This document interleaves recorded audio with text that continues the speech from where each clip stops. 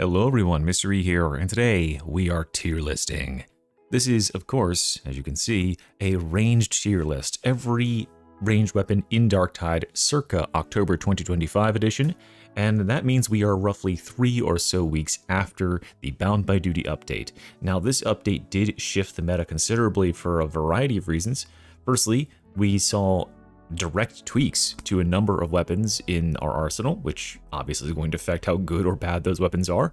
We also saw some very big changes to several classes, to the Zealot, to the Veteran, and to the Psyker, and so therefore their weapons have changed in power as a reflection of those classes changing in power. And then finally, and this will be more important as we sort of err towards the top of our tier list, the endgame mode Havoc and the Crusher enemy, the hardest normal enemy in the game, have both been buffed significantly. They are both very, very difficult right now to deal with, and if you can't deal with those two things, if you are not a weapon that can really pump damage out there, then you just aren't going to be in the absolute upper echelons of Darktide as it currently stands. And speaking of the echelons, let's go ahead and break down the tiers that we are working with today. As you can see here, I've replaced the normal S through D tier with some more custom explanatory tiers, and I'll go ahead and explain my thinking process now so that you can look back at the end and say, okay, oh, that's what that means if a weapon is in that category. And first of all, we have Struggle Bus. Struggle Bus are the weapons that just have no purpose in current Darktide. They are, I don't want to say useless, but they are outmoded or outperformed by every other weapon available on a class. There's genuinely no reason to use these weapons unless you are purely memeing. There is nothing that they do exceptionally over any other weapon, and they are generally very frustrating to use as a result because they just do worse than all the other options available. So this is not going to represent that many weapons, but there are a couple down here that deserve only the most massivest of massive buffs to get them back to where they desperately need to be. The next tier up represents the second lowest tier, which is clearing Auric. These days, Auric difficulty, the highest non-Havoc difficulty, is kind of the baseline that a weapon needs to be at in order to exist in Darktide. And so this is a very low bar to clear, even though Auric might be a high difficulty for a lot of players. Almost all weapons in the game can do this at this point. There's a very select few that can't, and there's in the Struggle Bus, but the ones that can, they might not be the best weapon in the world, but they'll be able to clear through an Auric. What Auric represents over any other difficulty is just a step up in terms of the amount of elites and general enemies on the screen, but the real big step comes with the next tier, the Havoc Viable tier. And there's a reason I have this in air quotes, and that is because these weapons, while they can be used into the Havoc difficulty, I would really recommend you don't. I would really recommend that unless you are one of two things. One, bringing a melee weapon that is very much powerful and in the meta to compensate for these weapons not being that great, or you are extremely cracked and goated, I would recommend not bringing these things into Havoc. Havoc represents a big jump up in terms of difficulty because the absolute density of some of these hordes, and of course the population of enemies, especially armored enemies and bosses, really require your weapon to be able to do some heroic feats. And the final thing to consider with Havoc is that ammo is reduced. As you increase in rank towards Havoc 40, then you are going to get less and less ammo with every pickup, so ammo efficiency becomes extra important as well. Speaking of Havoc, our next tier and the second best tier in the tree is the Havoc Goats. Now these are just solid mainstay weapons that are going to be good in every difficulty across the game, but they also really shine into Havoc. These are solid weapons that you won't have any problem using playing all the way through Havoc 40, even the highest difficulties, so obviously they're going to be very comfortable picks for any difficulty below that, but they aren't the absolute best in the game.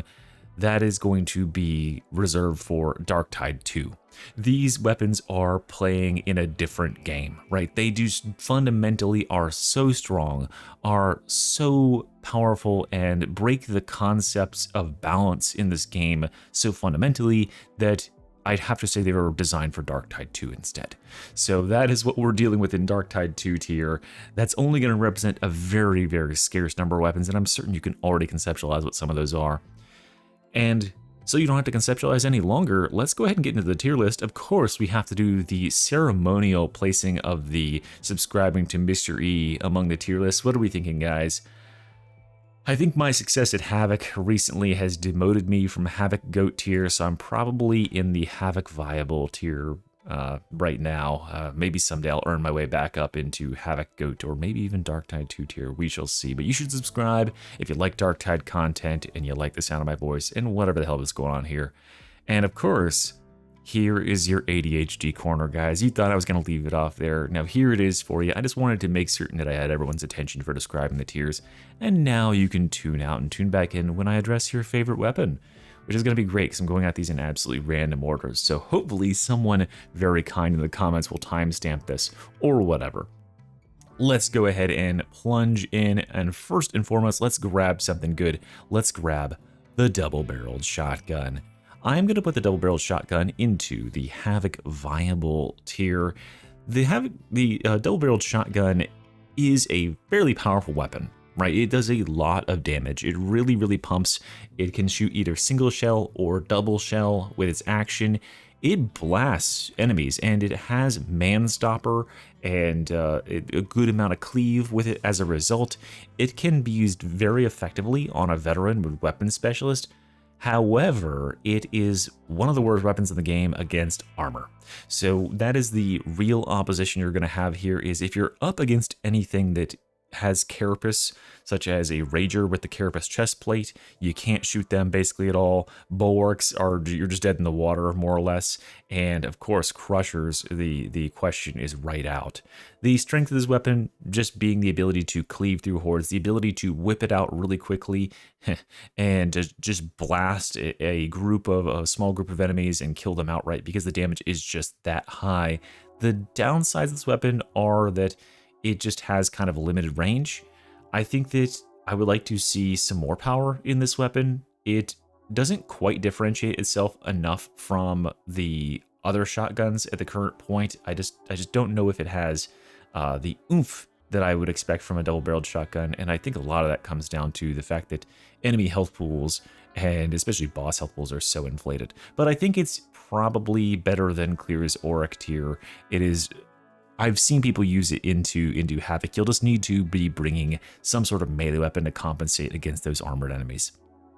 Let's talk about some Recon Lasguns now. We've got 3 variants of Recon Lasguns. I don't actually have too much of an opinion that would differentiate these Recons at this point. I've been kind of fiddling around and playing with each of them. My favorite in the current patch is the medium firing one. I can never keep it straight in my head. I believe the blue one is the fast one, the brown one is the slow one, so this is probably the medium firing one here. But as far as that goes, the very fast firing one is great for stacking up Infernus stacks very, very quickly, but does very low base damage. So that's, played around crit builds, but not base damage focused veteran builds. Veteran is going to be the absolute best utilizer of all of these weapons thanks to his shock trooper talent that allows him to get free ammo on lasgun crits. So we should probably be considering this in the veteran's hands. This weapon is definitely capable of every difficulty in the game. Again, it does struggle with armor, but I think it makes up for that more than enough by its overall ammo efficiency and of course its boss damage. This is one of the better weapons in the game at dealing with bosses like monstrosities. It seriously pumps some pretty impressive damage just by firing. So I'm going to put all 3 of these up into the Havoc Goats tier. You can of course build into Dum Dum and more direct fire damage and ignore the Infernus thing if you're going for the slow firing option. If you're going for the fast firing options, you should almost always side with that Infernus choice. And then the sweet spot to me is with the middle firing, the Goldilocks weapon here that still has some pretty good direct damage with the shots themselves, but also is able to apply Infernus, the burn stacks at a pretty good rate. So those weapons are totally appropriate to be utilized in all tiers of gameplay in this game. Let's talk about the Ripper guns. My eyes just landed on them, and I want to talk about the Ripper guns. I am going to put all these into the struggle bus. I have tried, guys. I really have. The one thing that sets the Ripper gun apart is it has the dagger thing, but the utilization of actually shooting these sucks. I've made builds, I play a lot of Ogryn these days, and I really, really want to like all of Ogryn's arsenal because it's so limited. These weapons just do not have it. You will waste so much ammo shooting anything that is even a middling distance away from you. They take so long to equip and even longer to fold out the handle and set up to shoot with hip fire. I just don't understand what the trade-off is supposed to be. Like for any other weapon, if you set up for that long, you would be able to do some major DACA sort of stuff. Like with the Flamer, it's like pulling out the Zealot Flamer, you're about to set up for some absolutely insane damage, but you set up for some absolutely crap damage and even worse accuracy with these things. They need serious overhauls in terms of just usability. You will not find these in almost anybody's Ogryn arsenal these days. Almost everything else is a better option for the Ogryn currently, including another pretty damn beleaguered weapon, which we'll talk about a little later on. So yeah, sorry Ripper gun fans, all two of you out there. Let's go ahead and look at the las pistols. We've got las pistols here. I'm going to go ahead and put these las pistols also into the Havoc Goats category. Now, the difference between the las pistol and the Recon Lasgun, I can never find the second las pistol, but as I remember, it's because it's a white color. There it is. The two las pistols are much better on all classes, as opposed to the Recon Lasguns, which are utilized really only by the veterans. The las pistols are excellent in terms of their damage throughput. They have minimal or zero recoil. I think they have zero recoil, actually, now that I say that. They have a pretty damn good ammo efficiency, and they do some solid direct damage in addition to being able to apply burn stacks if you wish to go that route. They are also some of the best weapons in the game at absolutely melting bosses. For whatever reason, repeatedly drilling a boss in the head with a las pistol is one of the fastest way a psyker can kill a boss, which is very, very funny to me. So if you're a psyker who is looking for a good secondary weapon and you don't want to use a staff, a las pistol is a great choice for like a Scryer's Gaze psyker, which you've probably seen on a couple of my builds. These are very solid. Of course, the veteran can get some nice use out of them because of Shock Trooper, extra ammo, of course. And the weapon special, the little push, actually is like crazy powerful. It can push things away for seconds at a time. It makes a force field around you that enemies can't get at you through. So it's one of the safer range weapons in the game, and it makes you very fast too. It's an incredibly mobile weapon. So if you have a slow primary, say you're using Eviscerator on Zealot or something, you could be using the las pistol. Wait, can Zealot use the las pistol? Why do I have to ask that question with like 2,500 hours? It's just like it's a doubt in the back of my mind. Okay, let's just say you're using the power sword with the veteran then to be safe. It's a slow weapon. This is a fast weapon. So they're a match made in heaven. I like this gun a lot, and it's definitely appropriate to bring it into all levels of play. Speaking of appropriate for all gameplay levels, let's speak about some shotguns. Let's do the RBD shotguns. These are absolutely very powerful, right? Obviously powerful weapons. The RBD doesn't have access to that many weapons, right? He's not got the biggest ranged arsenal in the world, and these are his two of his exclusives in terms of range weapons. We've got, of course, the non-choke variant that has the shock shells in it. These shells will hit enemies and paralyze them, hold them in place, and set them up for further hits by your melee weapon. Or you've got the choke variant, that the long nose, and this one has brittleness shells you can load in that will apply brittleness to armored enemies and can snipe fully across the map. This thing has some amazing damage on, like, you can counter snipe from like 800 yards. It's pretty impressive. So these two weapons absolutely are some of RBD's best. They are probably, like, you know, I'd say they're probably better than the default shotguns in the game, just because the damage throughput on them is so high, especially when you're considering the Street Sweeper, the non-choke variant. this guy right here can just absolutely melt a horde. If it's got shotgunners or gunners or specials in it or whatever, just keep pumping that at the crowd and it'll all fall down and die. Because you can stack things like Fire Frenzy on here that will just add more and more base damage, and this thing has a tremendous amount of base damage to start with, and it ultimately ends up being a pretty darn ammo efficient weapon that equips fast and can pop, you know, light specials like bombers and trappers and flamers from short to medium range.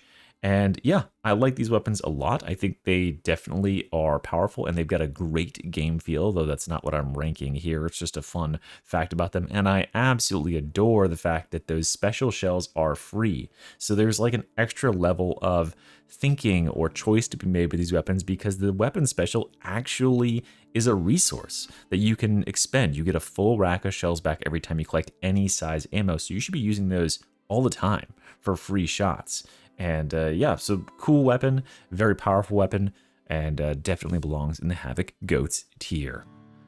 Let's come down a bit. Let's start slumming it up. I want to talk about some infantry guns, infantry autoguns especially.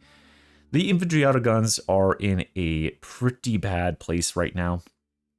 I just think that the game has fundamentally left them in the dust. They used to be some of the best weapons in the game. The Vrax Infantry Autogun, the Columnus Autogun, these used to be called different things, by the way. All of these autoguns used to be some of the best that you could equip, and you would like make builds around using these as your range weapons. Those days, I just grabbed the wrong one, didn't I? This is not this. There's the Graya. So these days, wait, no, I'm still wrong again. I can't remember, whatever. The infantry autoguns these days are just, they're too single target focused, right? And they're not even good at that. If you're going to be a weapon that is a bullet hose, each individual bullet needs to have like more penetration or more damage or something. Currently, it feels like these things have gotten like shadow nerfed when I wasn't looking. I tried to equip one of these autoguns the other day, go into a game and try to whip it out and shoot a shotgunner or a flamer or something from a range of about, I don't know, I'd say like 30 feet. And I spent 2/3 of the magazine to kill them, which is just not acceptable in the current game. You could pull out a revolver and one-shot those enemies. It doesn't make any sense that it takes a full magazine of this weapon to clear a mutant or some other enemy that could be cleared with 2 shots of a shotgun or something like that. So yeah, these weapons are just wasteful and they don't really bring anything to the table that other weapons can't cover for. If you are contemplating using a infantry autogun, you should just be using the Recon Lasgun instead, because these weapons are available on the 3 classes that can get access to the Recon Lasguns. Actually, I think they're available on the RBDs as well, but the RBDs just shouldn't be using these. Yeah, they're just, I don't want to say they're on the struggle bus. They certainly need buffs, like a lot of them, in order to get back into being relevant in the game. But I honestly don't know what they would do at this point to buff these weapons. It makes sense that there's like bullet-focused weapons in the game, but yeah, these things are seriously not it right now. In general, I think bullet weapons lag behind energy-based weapons in Darktide. Speaking of energy weapons, let's now talk about the Infantry Lasguns, some of the most Darktide of all Darktide weapons. These things, I wouldn't be surprised if they were the first weapons designed for the game. They're sort of the weapon you think of when you think of guardsmen, and originally Darktide was going to be for guardsmen, just kind of gallivanting around the sewers, I guess. But that idea went by the wayside, and these weapons were relegated to sort of a support role. I don't think I've ever seen a build made specifically around a infantry lasgun, but you know what? They're solid enough. Honestly, their power has been maintained to the current day, honestly, by sheer force of will. They have good ammo economy, they have good sights on them, they have good damage, but they are really lacking in terms of like you know, DPS. They can shoot and they can kill lightly armored targets, and they're very accurate at doing so, but they aren't going to hurt bosses at all. They're not going to hurt anything armored at all, and they are just kind of unremarkable in a lot of regards. There's better weapons to focus on if you're going for a Las focus build. I would not make this my main weapon by any stretch of the imagination.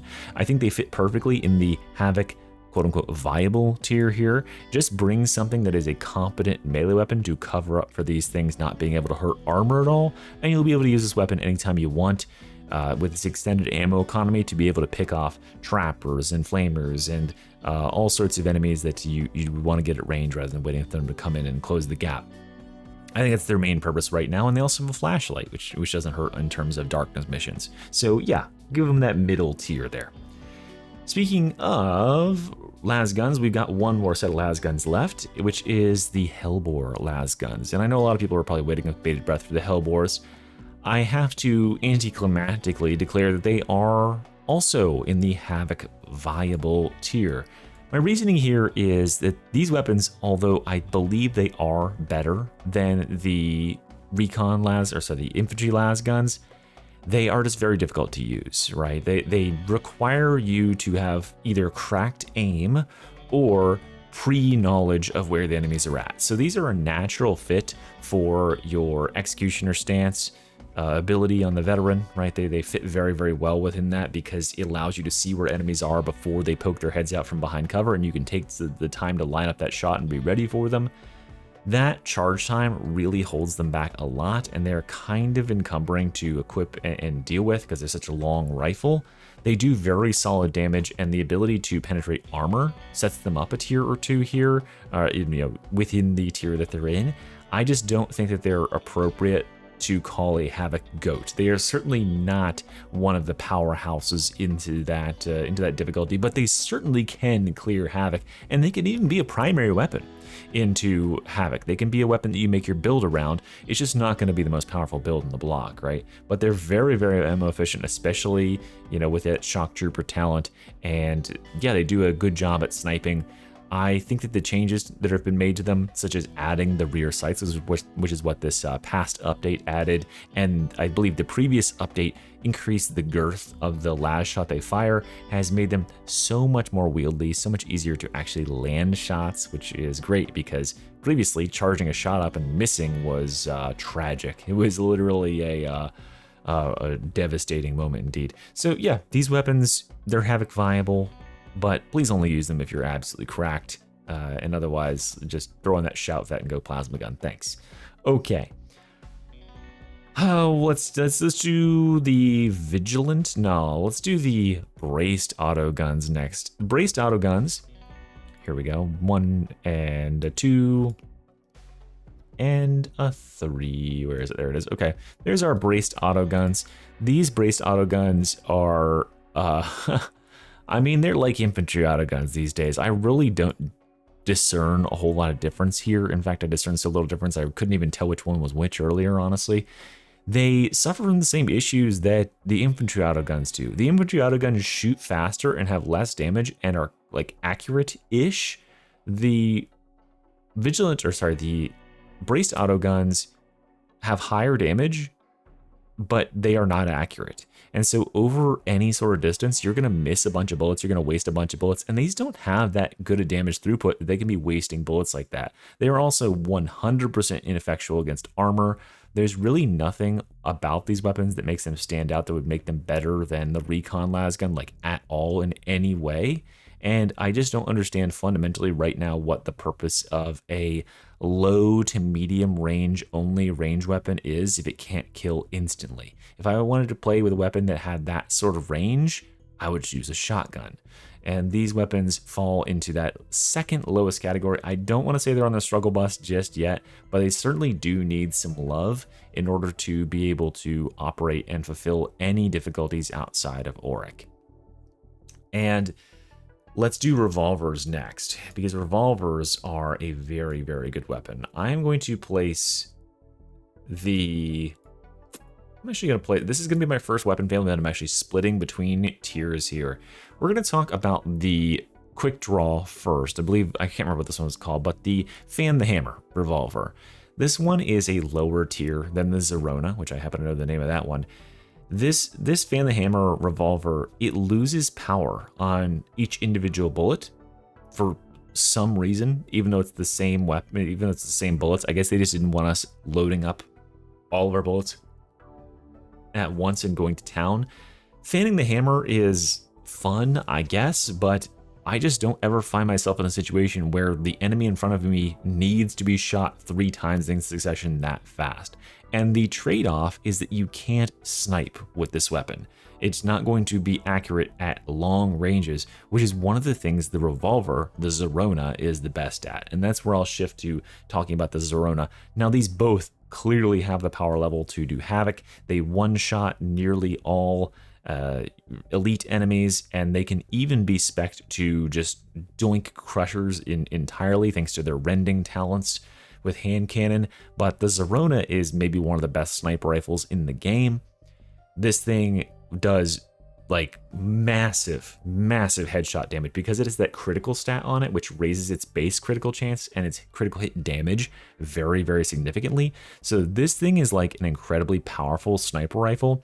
It's overkill for most enemies is what I'll say, but overkill isn't bad against certain targets. And these are also very quick weapons to equip, just draw down and blast. So it's a good backup pick on something like the Zealot or even the Psyker, right? It's a good mainstay pick on the Veteran because the Veteran can, regenerate ammo and stuff. The ammo economy is the downside of these weapons, obviously. They only get about 65 rounds. But keep in mind that 1 or 2 of those rounds can kill a crusher. So if you're using these efficiently and effectively, you are doing 1 shot, 1 kill at the very least. So yeah, this weapon is very good. It's got a ton of damage. It's pinpoint accurate, and it benefits hugely from some of the stats that the like crit and headshot damage that the classes that it is on likes the most. And it's on all human classes, and I think all of them use it to pretty good effect. Especially now that the Veteran has a 25% clip size talent. He can have a 7-shot revolver, which I think is pretty funny.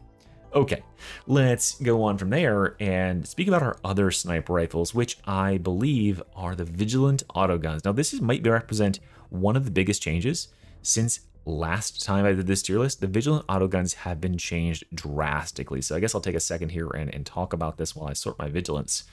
The Vigilant Autoguns have been kind of overhauled in terms of what they do in the game now.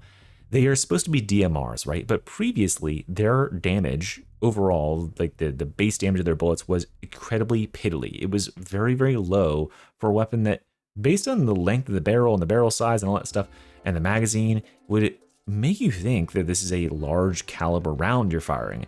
But the base damage was so low, you are more or less reliant on getting a critical or a headshot.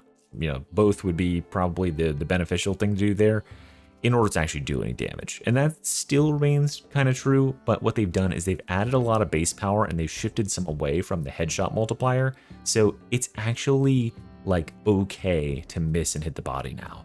If you miss and hit a trapper in the body, they might still just die because the base damage is high enough to do that. Previously, it was like, okay, I'm tickling this enemy. So these weapons have been buffed up a lot by that change. They are also just way better to handle. That's the other massive thing for these guys, is that they have been made so much more stable, which was a thing that always killed me about them. The recoil on the Vigilant Autoguns was insane.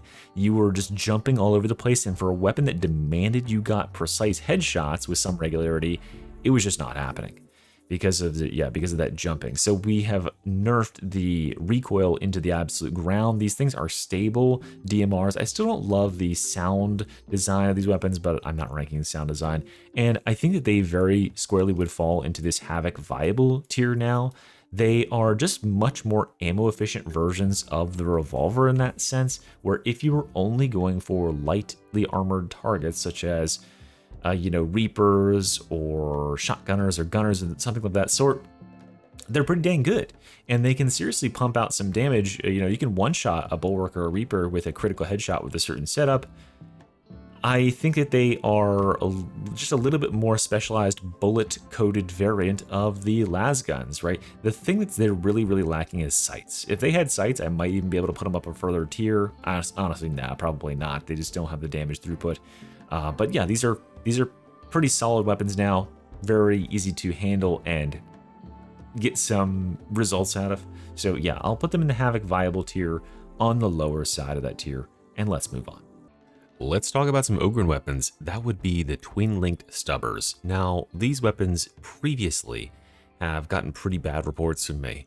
These weapons plummeted out of viability at the beginning of this year with the Ogryn rework. Really, the only thing they were doing on Ogryn previously was they were abusing the fact that point-blank barrage, the ranged Ogryn ability, had a synergy with them, that they could stack the fire stacks faster than any other weapon could on Ogryn. Now with the rework to that ability, which is kind of a nerf to that ability, this weapon is no longer exceptional in that regard, and the fire stacks are not anywhere near as effective as they were pre-Ogryn rework.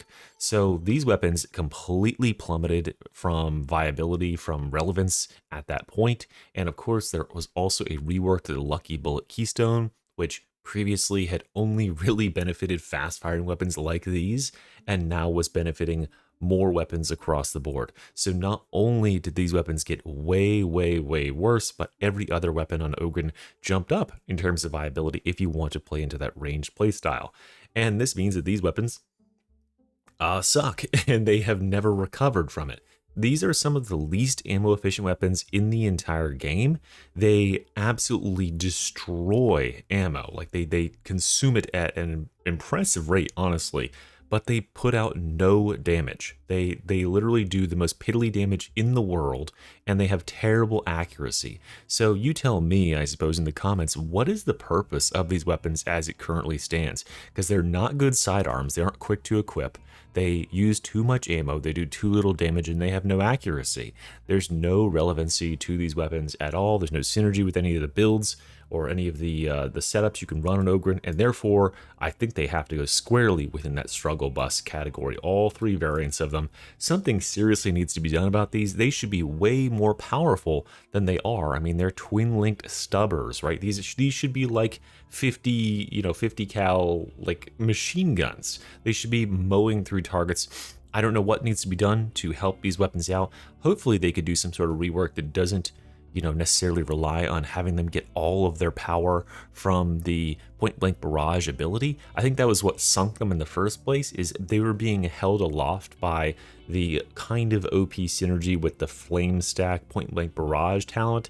And when that got nerfed, they just absolutely ate shit. So that's where they're going to live for now, is on the struggle bus, and we'll move on to talk about their replacement, the single stubber.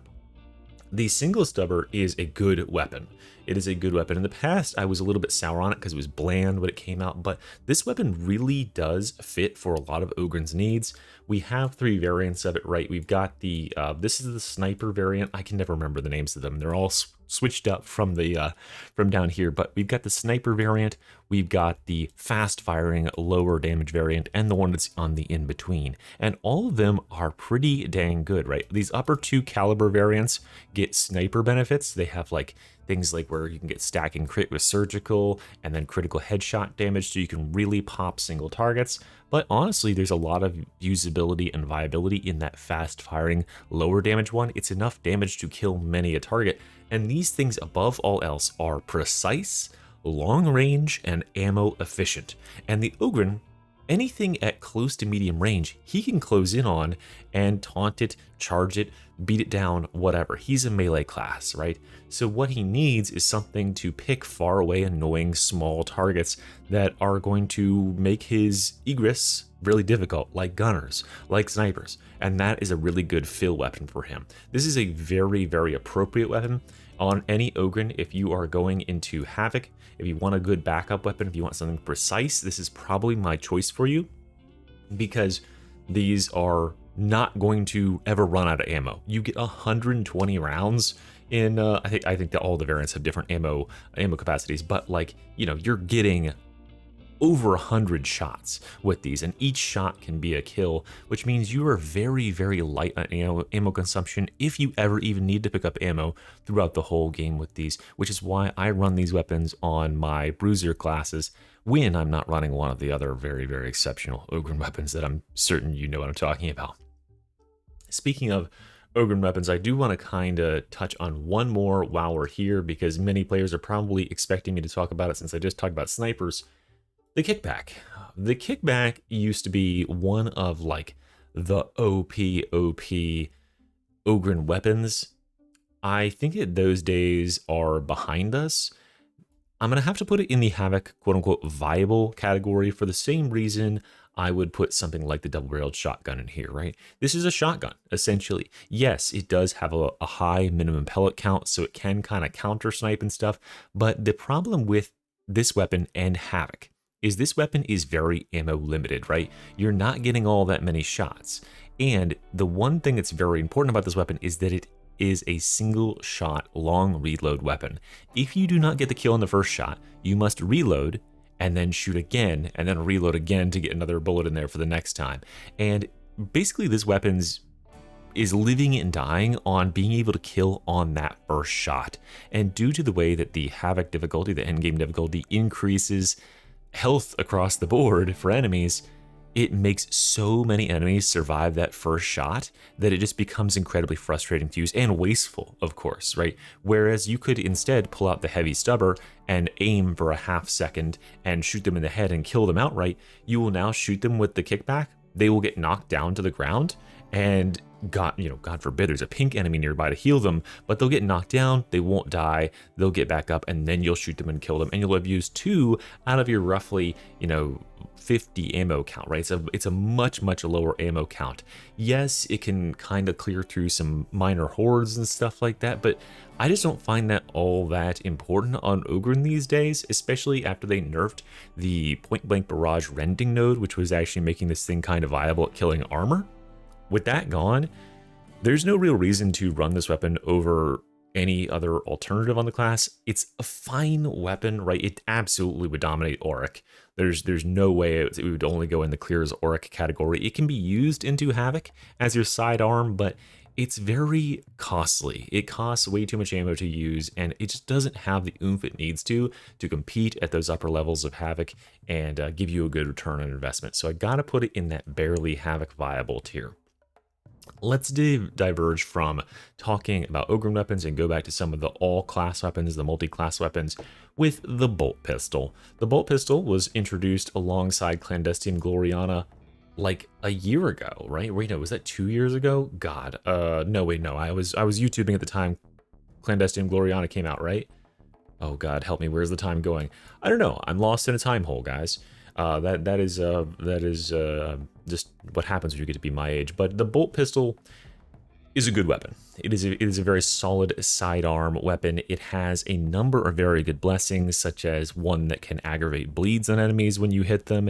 It can also increase your explosion radius, which is a special, unique interaction that only this weapon can give you. So if you're a veteran, this really enables the grenade veteran playstyle. It can also work for the RBDs, right? He can increase his, not that anyone's really using the impact grenades on RBDs, but it could increase those grenade radiuses. And this weapon, honestly, in every respect that the revolver is good, except for very long range armor sniping, this weapon is just an upgrade to that, because it equips very quickly. It has a magazine instead of being reloaded one bullet at a time, and it does solid damage. You'll be able to snipe most targets in 1, maybe 2 shots if it's, you get unlucky and you miss the head. But I'm definitely giving it that Havoc GOAT tier, right? All the things we mentioned previously, such as the the propensity to be used to upgrade the radius of grenades. Grenades on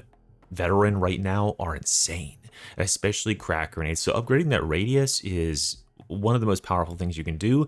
If you're not really relying on your range weapon all that much, it's very powerful in that slot, so that's perfect for a lot of veterans. It's also just a really solid, quick to equip sidearm on the Zealot and on the RBDs, And then Psyker, I don't even remember if Psyker has access to it. I don't think they do. Correct me if I'm wrong, but I've never used it on Psyker.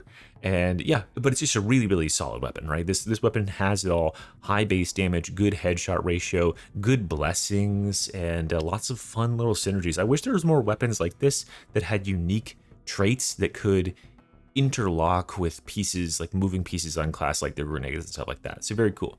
I do want to also talk about its newly introduced variant while we're here.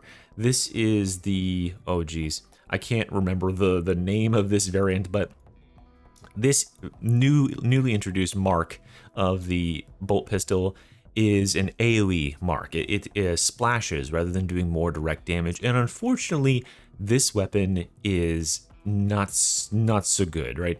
I'll still put it above the Clear's Auric tier into that minimally Havoc viable tier, but it is losing out on a lot of the strengths of the direct damage that this weapon is good at in the normal mark configuration, because normally it has the damage to one-shot headshot gunners, shotgunners, all that stuff, and it can actually penetrate armor pretty well, especially if you got like rending on, you know, rending somewhere, or the critical hit headshot damage. Like, wow, that actually pops pretty damn hard if you get those blessings right. But this one, since it trades off a lot of that direct damage power for more AoE explosions, it better have something good in terms of the AoE explosions, and the problem is that it just doesn't, right? It is very lackluster. It ends up just disrupting enemies. It can knock like horde poxwalkers around, but it doesn't kill them outright.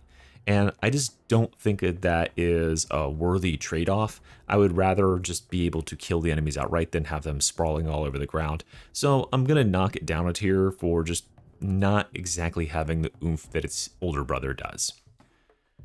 And let's talk about more oomph weapons. I guess I could go on and do the bolter now. Now let's save that because it's one of the better ones, right? So let's go ahead and talk about staves.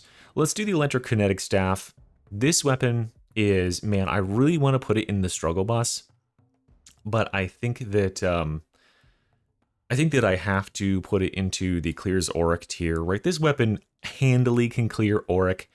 The limitation of the Electrokinetic Staff, by the way, Fat Shark, if you're watching, if you watched this far, thank you so much, Fat Shark, for watching. Thank you, viewer, whoever you are, for watching this far. This weapon really needs buffs, Fat Shark. I seriously want this weapon to be good. The thing that is limiting it currently is the maximum target cap. This weapon, for whatever reason, even though it is one of the most costly staves per peril point to cast the least damage attack, it has a absolutely piddly amount of enemies can actually affect with that charged lightning strike attack. Now the left click attack on this staff is pretty dang strong, right? If you're just spamming little bolts, but I think that's probably like the least interesting way to play with any staff in the game. And I would really, you know, advise Fat Shark to not design a staff around having that as its primary power. I want, and I think everybody wants, the lightning to be really, really good because it's so cool. It's such a cool concept, and it really is something that people, I see it every time I crack open Psyker or have a new update come out. Oh, is Electro Staff good? No, is the answer. It'll clear Auric, but not much past that. The problem is when you start getting a solid number of enemies on the field, even with the crazy cracked state that Psyker is currently in, where you get unlimited casting through Scryer's Gaze, more or less, it just doesn't anywhere near equate the power of the other staffs. So yeah, it's pretty bleak out here for the Electrokinetic Staff.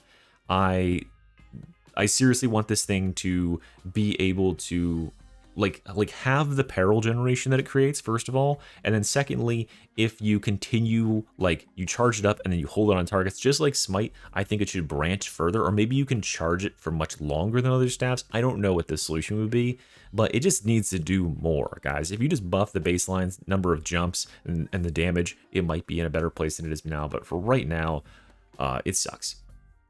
And in the same vein, I want to talk about the other weakest staff, which is the Voidstrike Staff. Here it is right here. So if I've got these twisted, I'm pretty certain this is the Voidstrike Staff, by the way. This is the bare minimum of Havoc viable. What I would like to encourage players to do is, if you are looking to run a non-flame staff into Havoc, make it the Voidblast Staff. The Voidstrike Staff is just not it anymore. It used to have a lot of fun synergies where you could hit multiple headshots in a row with a charge ball and it would do some massive damage, but due to the overwhelming density of enemies and the number of armored enemies which this weapon seriously struggles against, and the slow, so painfully slow charge time of shooting your charge ball with this thing, it just does not have the DPS required to be high havoc viable as compared to its compatriots, the Flame Staff and the Voidblast Staff. This thing is way behind in DPS potential. So if you're bringing a staff, I can't for the life of me understand why you'd make it this one and not one of those other options unless you were just fully committed to the bit. And yeah, it'll clear a havoc, but it's not going to do anywhere near the damage you really want it to do. And it loses out on an absolute shit ton of just viability and utility that the other staffs can bring. So yeah, second worst staff of the bunch. Let's wrap up Ogryn. We got 2 more left on Ogryn. We've got the Grenade Gauntlet. The Grenade Gauntlet is in the same tier. It is havoc viable, but it struggles here. The thing about the Grenade Gauntlet is I fear that Fat Shark invested, like they do with many of their kind of gimmick weapons that have activatable abilities, they invest too much power in that special mode, in that special ability. And the melee mode with this weapon is just not gonna be a thing, right? It's too slow, it's too encumbering. The weapon special doesn't, even with full investment in terms of the blessings you're choosing on it and full talent tree investments, it's just not a thing. So I think they took power away from its direct damage for that, and maybe kind of might have hamstrung the weapon itself. Now, as far as the actual function of this thing as a range weapon, the shooting the grenades, it's been buffed a little bit in recent memory, which has brought it up. It can now like one-shot if you connect with certain lightly armored enemies like trappers and flamers directly. So that's good. Its downside is that it is very difficult to snipe with because this weapon, for whatever reason, does not have a tracer indicator to show what the trajectory of the grenade is going to be, which just sucks, especially considering the thing has a fall and no real sight. So yeah, you won't be able to like actually counter snipe with it if there's any sort of vertical limitation that or enemy is any significant distance away, and you'll end up missing shots just barely, and then it sends the enemy sprawling to the ground and they'll run away and you'll miss your chance. So I think that this weapon, even though they buff the ammo count and they buff the damage and they buff the distance that it can fire before it automatically explodes, I still think it's going to absolutely struggle to be like a main weapon. It can certainly be a backup weapon for the Ogryn. I just feel like almost everything that it can do is done better by a heavy stubber. If you're looking for like a weapon to quickly snipe something, you can use the lightest variant of the heavy stubber. The only thing that it's got over these weapons is that it can like do some slight AoE stagger, but even that is very mediocre and falls well behind its clearly superior brethren, which is our first entrant into the Darktide 2 category, the Rumbler. Now, the Rumbler is just an exceptional weapon, right? The Rumbler has, well, with the ammo capacity increase, it has like 34 grenades. At base, it has like 29 grenades. Imagine you're playing veteran and you have 29 shredder grenades that you can shoot at any time. And by picking up ammo packs, you replenish them, right? That is the power of the Rumbler. And the Rumbler's true power really only exposes itself once you enter into Auric difficulty and go beyond there. So I've seen tons of players noting on my like Ogrenheimer build is like, I don't understand, like you say this build is good and you show damage, but I can't get anywhere near that damage. Well, what it comes down to is when enemy densities start getting crazy, AoE things like the Rumbler start really adding up. And when you need to make space and stall and knock enemies over, the Rumbler is your absolute best friend. So this thing can blow up, it can knock over crushers, it can just completely disrupt, kill, dismember a horde. It has perfect synergy with so many blessings on the Ogryn, being able to apply fire, being able to increase in blast radius, and of course, the new Lucky Bullet keystone, the reworked Lucky Bullet keystone, is able to provide free grenades for this thing, such that you'll fire 2-3 times back to back, and that just absolutely decimates everything.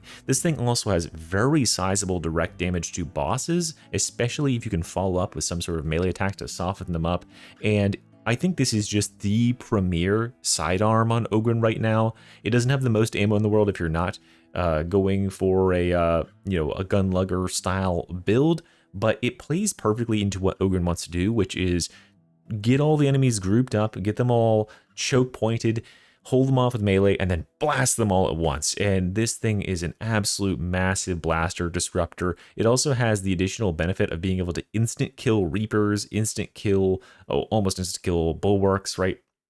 Its only real weakness is against Crushers, but even there, it has a brittleness blessing that applies lots of stacks of brittleness to affected targets, and that can increase not only the direct damage of the explosion, but the flame damage from your fireway talent on Ogryn.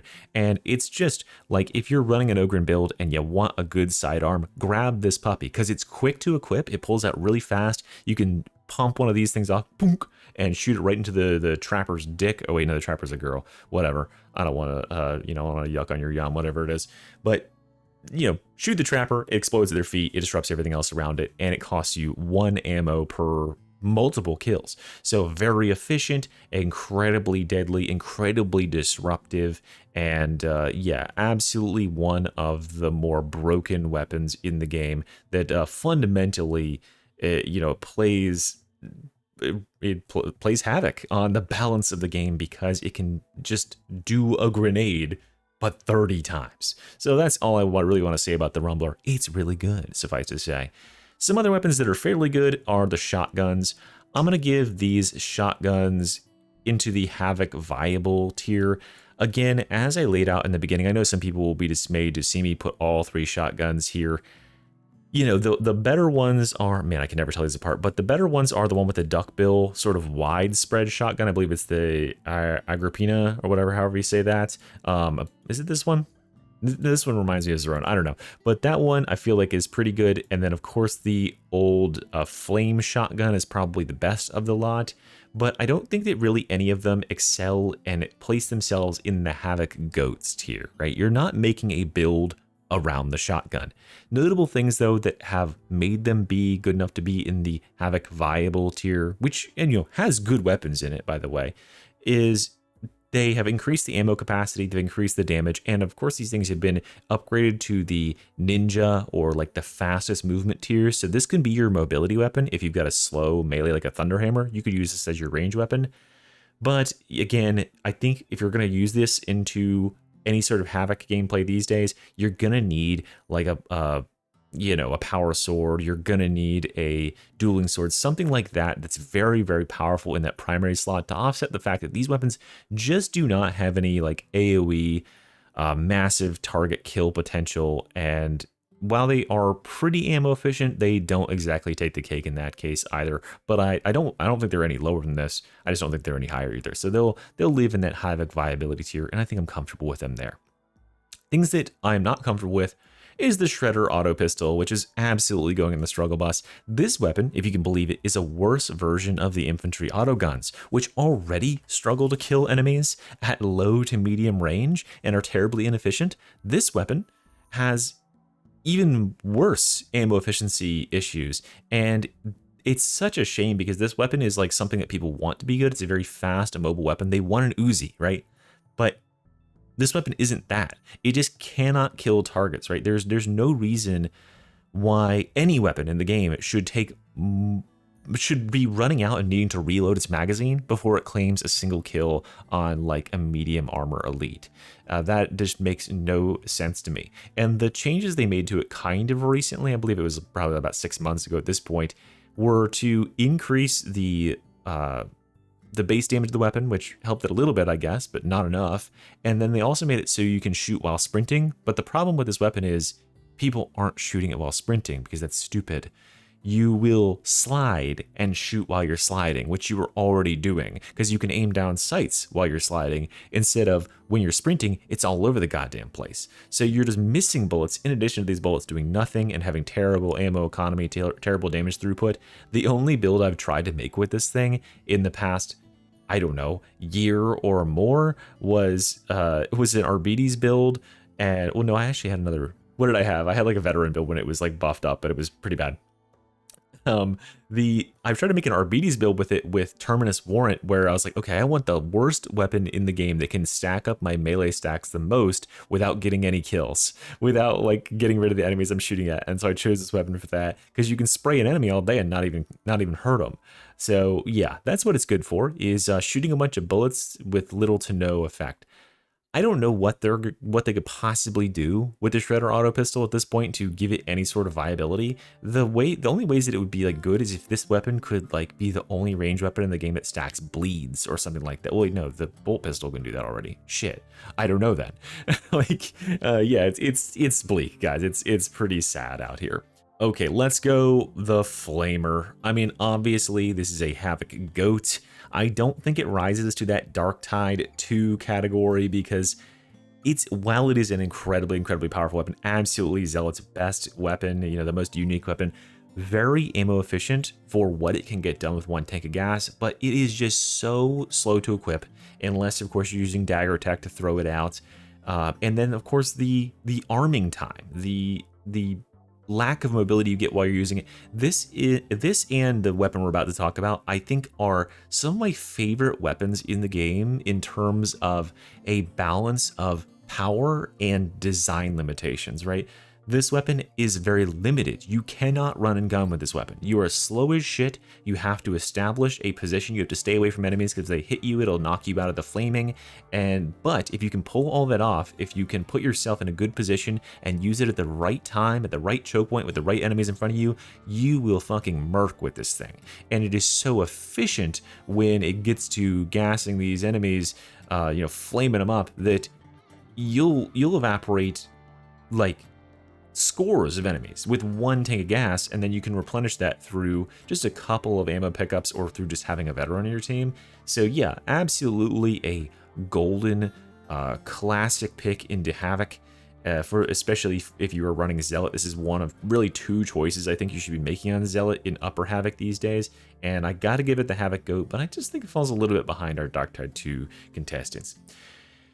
Let's talk about that other weapon that I was mentioning, the other viable option on the Zealot, and another viable option across all three classes that can use it. The Zealot, the Veteran, and the RBDs all get access to this weapon, and it is, of course, the Bolter. Like the heavy Bolter, you know, the actual big gun Bolter. Both variants are Havoc GOATs for certain. So let's just talk about the base variant first. This weapon has about 100 rounds base. You can get more if you spec into an ammo trait, obviously, but these weapons snipe hardcore. Like, these weapons can be configured with surgical in order to pop distant targets in the same way that the bolt pistol can, but you can also swap it up and go into cavalcade and just absolutely just blast a boss in its weak spot or in its face. You can melt down a horde of metal as it approaches and just absolutely decimate, because this thing has insane punch through and cleave and base damage, and it scales so well with crits and finesse. Yeah, this weapon, obviously, it's slow to reload. It's not all that ammo efficient, but with every magazine, you will get some work done. Like, you will cut down a couple of crushers. You will wipe out a pack of ragers or a pack of maulers, no problem. And it is also pinpoint accurate at distance. And yes, it has downsides, the arming time and that ammo economy, but it's really, really good. And that's what I was talking about with the Flamer, where it has its downsides, but when it's used appropriately and with the correct preparation, it's absolutely going to get work done.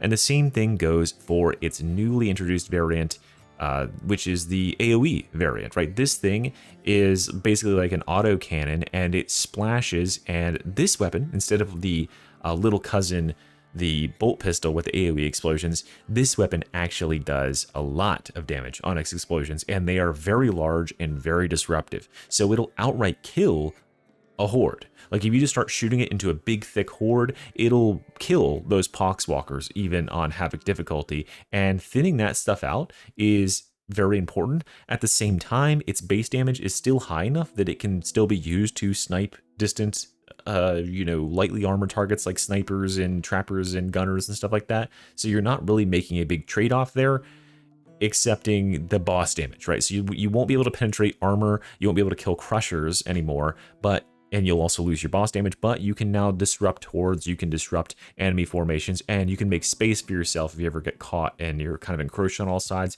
You can just blast and get yourself out of a sticky sitch. So yeah, both these weapons absolutely goated in Havoc. I love to see them, and they are good on Veteran and RBDs as well. This might be RBD's best gun. It's certainly his best boss damaging gun, and I think it's Veteran's second best gun? I don't know. It's kind of like a toss-up between this and the Recon Lasgun for the Veteran currently. Maybe the Bolt Pistol with like Grenade Veteran, but yeah, it's up there, certainly. Let's talk about the RBD's last exclusive weapon, which is our shield and pistol, the shield and revolver. Shot pistol, whatever it's called. Good weapon, very good weapon. This weapon is certainly appropriate into Havoc.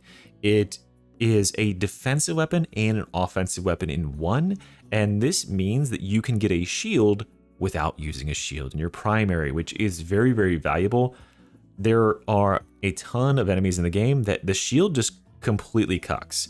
The sniper cannot hurt you if you have the shield. The plasma gunner cannot hurt you if you have the shield, right? Just being able to block is a massive, massive thing to be able to do. And you can aim while you're blocking. And so you can just be walking up, advancing on an enemy, and then shoot them and stagger them at the same time. So even if you don't have any ammo, this weapon gives you some utility in the form of being able to block and make a crossing or make an advance on a position without just being absolutely riddled full of bullet holes. And it doesn't hurt that the weapon itself is pretty dang solid. Especially my favorite blessing to run on this weapon is, I can never remember the name of it, but it stacks up damage for every second you spend aiming. And so obviously aiming comes with no downsides here because you are blocking while you're aiming. So you just charge up that shot and then you go boop and they just get annihilated because this thing has very high base damage. Its downside is the ammo capacity and the reload speed, but honestly, I think this weapon is just like the ideal sidearm for the RBDs. If you are not going for a boss killing build with the bolt gun, then yeah, you should be using this on the RBDs. I firmly believe like it has more utility 100% than the shotgun does, and like it'll do everything you need it to do in terms of being able to whip it out really quickly and pop off trappers and gunners and that sort of stuff. The RBDs isn't known as a range powerhouse, and this is only available to him. So it's really only got to compete against things in its class, and I think it's definitely one of his best weapons to bring into Havoc, and it'll save you from that gunner spam in Havoc, absolutely. So I gotta put it up in the GOATS tier. Last thing for the GOATS tier, guys, it is the Voidblast Staff. It's absolutely a goated weapon, right? This is the second best staff in the game, and it is just, I mean, it's mathematically better than the Voidstrike, right? If you look at it, and this is something I might make a video on in the future, if you look at it, the staves increase their viability with the number of targets they can hit. We go from a max cap of like 3 to 4 targets with this, like an actual fixed number, to a linear path that this ball can go through where it can only hit enemies in that straight line, to a circle that has a radius, right? So this Voidblast Staff has a radius for a circle, and that is a massive area.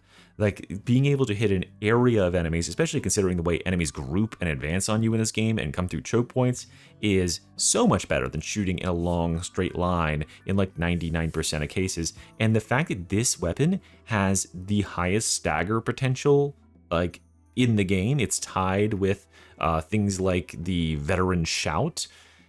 It can knock down crushers. It can not only deal very good damage, but it can also stall effectively, infinitely. There's a reason why this is a weapon you see a lot of Psyker 1 tricks using. You know, they're probably tired of the Flame Staff. They go for this because enemies can't touch you if you're using this appropriately, because you'll just stagger them. Anytime they get closer, you're just like, boop, you're exploded and you're laying on the ground. And this combined with new buffs to Psyker that allow you to just bubble near infinitely or use Squire's Gaze and therefore cast near infinitely. Just the way that cooldown on that class is working right now is just so good, and it can also scale things like Soul Blaze, which is obviously just always been really good. And yeah, just ultimately a really, really solid weapon, and definitely the best pick if you're just tired of Soul Blaze or the Flame Staff, and that's all I gotta say about it. Let's put our last weapons where they belong, guys. You know where the plasma gun is going. It's a Darktide 2 weapon. No way, in no realm is the plasma gun balanced at all against anything else in the tier list, right? This weapon gets, I want to say like 65 or 70 shots. You only have to reload it once every 30 plus shots. And remember, one shot is one kill for a good weapon, right? Something like the heavy stubber or the revolver. But for this weapon, one shot is effectively infinite kills because of course it has 100 cleave on its light attacks. So it'll shoot straight through bulwark shields, it'll shoot straight through a horde. So you need horde clear? Hell, just fire this thing at head level through a massive horde that's encroaching. This thing can just doink things across the map because for some reason it is pinpoint accurate as well, and because there is no upside to ever charging the attacks, you're just going to spam light attacks all ding dong day, and light attacks cannot overheat you. So the overheat mechanic, which should be like a life and death threat for this weapon, becomes a major upside for it because the best blessings enhance your crit and your crit damage, and they enhance your damage overall as you increase in heat. And this weapon just becomes the ultimate in veteran weapons because not only is it accurate, not only does it have a really high ammo supply, not only does it have a high damage and punch through, and it can go through walls. By the way, you can shoot through fucking walls with this thing.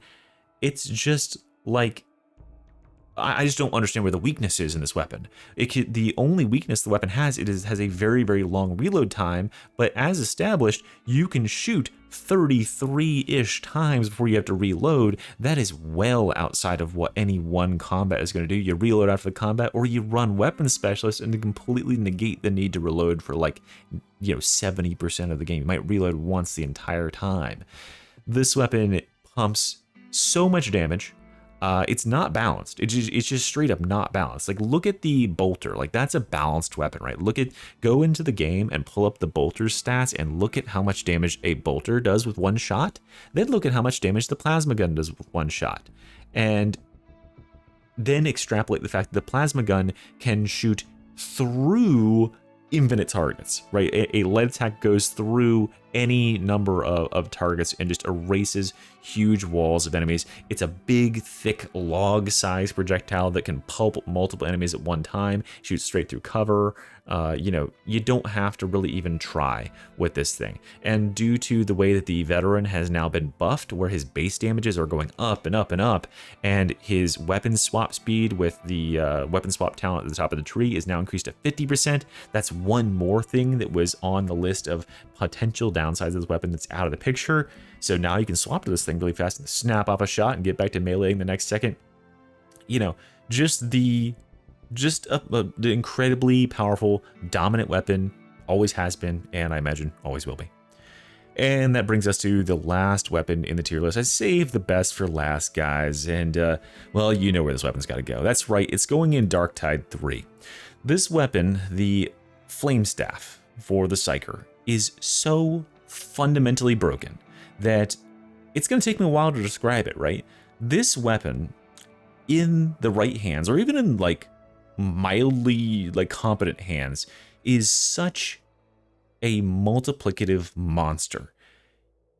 The fact that this weapon hits more enemies at one time than any other weapon does in the game, and it applies a damage over time effect that has a longer duration than any other damage over time effect in the game, allows a Psyker to run around the battlefield, spray this with wanton disregard for whatever's around you, because of course you don't have to aim with it, and just coat everything in stacks upon stacks of Soul Blaze, whereupon they are going to take thousands of damage before the Soul Blaze burns out.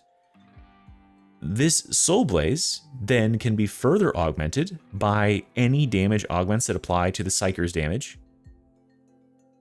And it can be given the capacity to rend if you're using rending on your primary weapon. And so it can penetrate armor. The only weakness that it has is armor.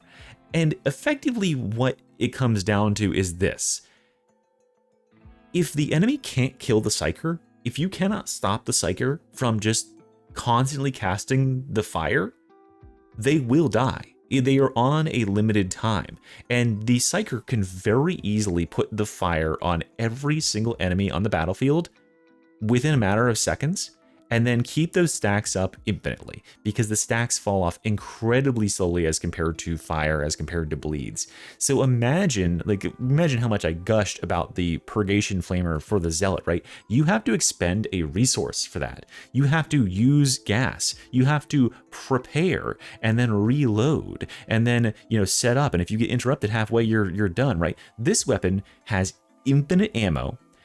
You almost never will actually overheat, because for some reason this weapon has better peril management than any of the other staves, even though per cast it has way more damage than any other staff. This weapon is just patently absurd from every aspect, and this is just the weapon that defines Psyker right now. This is the weapon that pushes Psyker to where it is, which I'll get to in a later video. It literally, as I said at the beginning, it is a multiplicative beast. It takes every point of damage that you have and it multiplies it tenfold, and then multiplies it tenfold again, and then multiplies it tenfold again. It kills 10 enemies as fast as it kills 10,000 enemies. And with the direction Darktide is going, with the increasing density of enemy hordes, with the increasing number of threatening enemies, and just how you do not want to be anywhere near these absolute monstrous death balls, weapons like this that can just annihilate the entire death ball at once while keeping a safe distance are, invaluable, right? This weapon does as much damage every second as the Rumbler does in the second that it explodes, but just constantly. And then of course you've got things like Venting Shriek and stuff that can stack even more damage on top of that, plus you retain mobility. It's this weapon is fundamentally imbalanced, and I don't really foresee a way that Fetchart can balance it, right? It just would have to be fundamentally stripped down and rebuilt and have like a maximum target cap or something, but they won't do that. That's not going to happen. This staff just completely gaps every other range weapon out here. When we're talking about range weapons, this will be the conclusion of the, I'm almost done rambling, but I suppose I can conclude my range tier list with talking about this, because this is the fundamental thing it comes down to for range weapons, right? For melee weapons, there's a lot of finesse that goes into how this weapon plays, what sort of enemies it has a counter to. For range weapons, there is one or two true litmus tests. How much damage per second does it do to how many enemies, and how efficient is it at doing that? This weapon is 11 out of 10 on all three of those categories.